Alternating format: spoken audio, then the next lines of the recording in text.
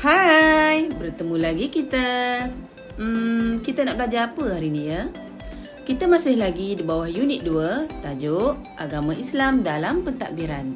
Pada akhir pembelajaran, kamu dapat menerangkan kedudukan agama Islam dalam pentadbiran negeri-negeri Melayu sehingga merdeka dan juga kamu dapat menjelaskan kedudukan agama Islam sebagai agama persekutuan. Jom kita belajar. Agama Islam dalam pentadbiran. Pada abad ke-15, Islam memainkan peranan penting dalam pentadbiran negeri. Hukum Kanun Melaka menjadi rujukan dalam pentadbiran semasa zaman Kesultanan Melayu Melaka. Ianya juga dijadikan rujukan kepada penggubalan undang-undang di negeri-negeri Melayu yang lain seperti Hukum Kanun Pahang dan Undang-Undang 99 Perak. Murid-murid, mengapa perlunya ada undang-undang? Undang-undang digubal untuk mengawal kehidupan manusia. Warga negara yang mematuhi undang-undang dapat menjamin keharmonian negara.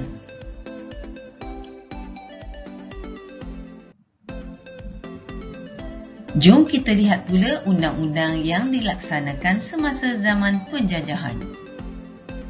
Semasa zaman penjajahan Portugis dan Belanda di Melaka, undang-undang Islam boleh diamalkan. Namun begitu, semasa penjajahan British dan pendudukan Jepun, pelaksanaan undang-undang Islam dihadkan di negeri-negeri Melayu. Jom kita tengok zaman semasa penjajahan British. Semasa penjajahan British, mereka telah melakukan usaha untuk menyebarluaskan undang-undang Inggeris. Sultan hanya menjadi ketua agama Islam dan istiadat Melayu di negeri masing-masing. Undang-undang Islam hanya digunakan dalam hal berkaitan dengan kekeluargaan, harta pusaka dan zakat. Kuasa dalam bidang mahkamah syariah telah dibataskan dan kedudukannya dalam hierarki mahkamah telah diturunkan serta diletakkan di bawah mahkamah sivil.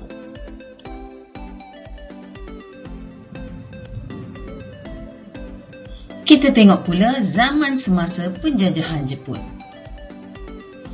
Apabila Jepun memerintah tanah Melayu, Gubernur Jepun menjadi pengerusi manakala Sultan hanya merupakan naib pengerusi. Majlis Mesyuarat Negeri tidak lagi diberi kuasa untuk membuat undang-undang. Sultan hanya menjadi ketua agama Islam dan istiadat Melayu di negeri masing-masing seperti zaman penjajahan British. Jepun mewujudkan Majlis Agama Islam yang hanya bertanggungjawab terhadap undang-undang keluarga Islam. Selepas pendudukan Jepun pada Ogos 1945, British kembali menjajah tanah Melayu dan undang-undang Islam terus dilaksana. Walaupun kuasa asing datang silih berganti, namun apabila negara mencapai kemerdekaan, kedudukan agama Islam terus kukuh dan termaktub dalam Perlembagaan Persekutuan.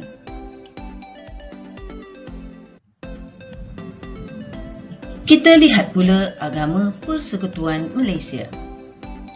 Malaysia mempunyai identiti tersendiri dengan kewujudan pelbagai agama dan kepercayaan.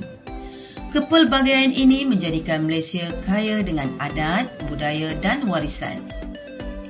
Namun demikian, agama Islam ialah agama persekutuan yang termaktub dalam Perlembagaan Malaysia.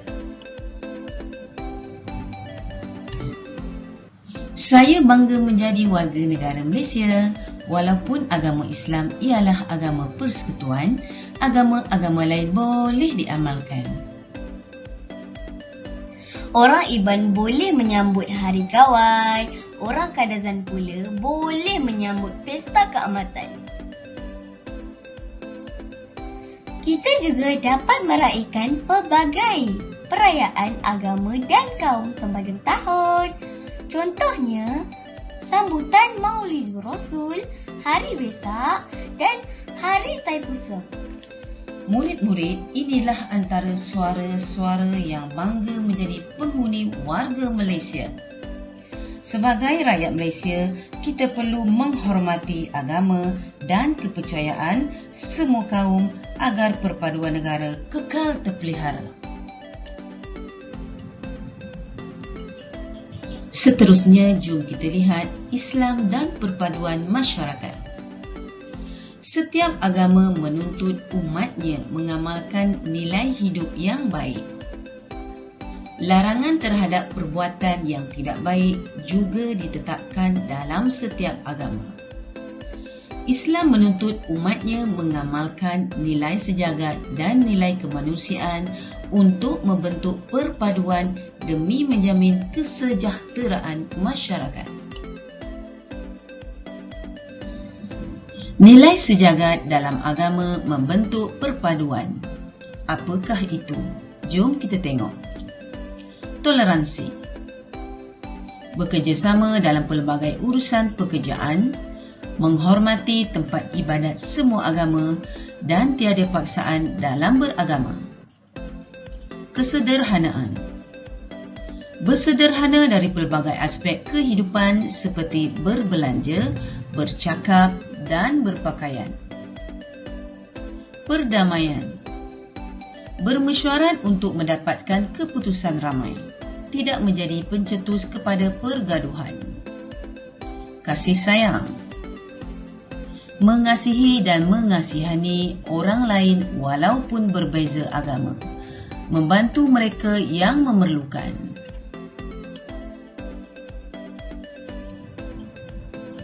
Nilai kemanusiaan menjamin kesejahteraan. Bagaimana ia berlaku? Jom kita tengok. Hubungan manusia dengan manusia. Kita haruslah berbaik sangka dan saling hormat menghormati sesama manusia. Hubungan manusia dengan Tuhan. Kita haruslah mengamalkan ajaran dan meninggalkan larangan yang dituntut agama. Hubungan manusia dengan alam sekitar. Memelihara, memulihara dan mengindahkan alam sekitar. Nilai sejagat dan nilai kemanusiaan dalam agama penting untuk mewujudkan keharmonian. Nilai-nilai yang baik ini perlu diamalkan untuk membentuk masyarakat yang bersatu padu. Murid-murid, sebagai warga negara Malaysia, apa yang harus kamu lakukan? Sebagai warga Malaysia, kamu harus cinta akan negara. Keharmonian masyarakat kekal terpelihara kerana wujud persefahaman dan nilai hormat menghormati dalam amalan beragama. Nilai agama dalam diri penting untuk membentuk sasiah yang cemerlang. Masyarakat haruslah saling memahami dan menghormati agama dan kepercayaan kaum lain bagi menjamin kesejahteraan bersama. Keharmonian negara mudah dicapai dengan mengamalkan toleransi, kasih sayang dan persefahaman antara kaum. Dah ingat? Dah faham? Kalau masih tak ingat, masih tak faham, jangan lupa layari channel Cikgu Dayah. Jangan lupa like, share dan subscribe untuk cikgu menghasilkan video-video yang lebih menarik. Sumber ilmu manfaat semua. Bye. Jumpa di next video.